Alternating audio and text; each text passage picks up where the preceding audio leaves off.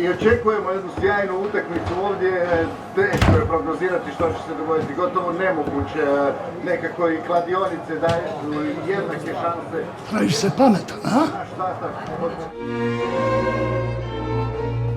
Kladim se da još uvijek mogu držati dak dulje od tebe. Mi bi samo desert ako nije problem. Nika! Dobar dan. Nika. Mali ista mama je.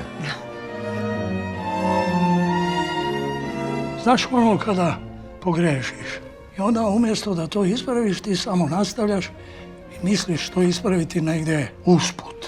U životu želiš da drugi služe tebe. Ja ću biti konobar. To je za luzera.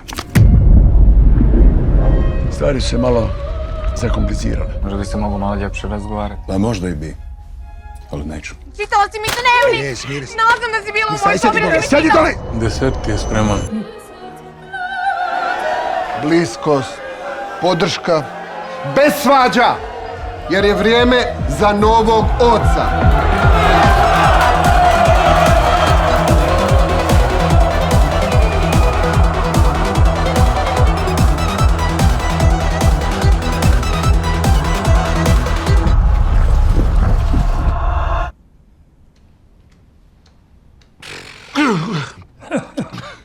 Šta sam ti rekao, a?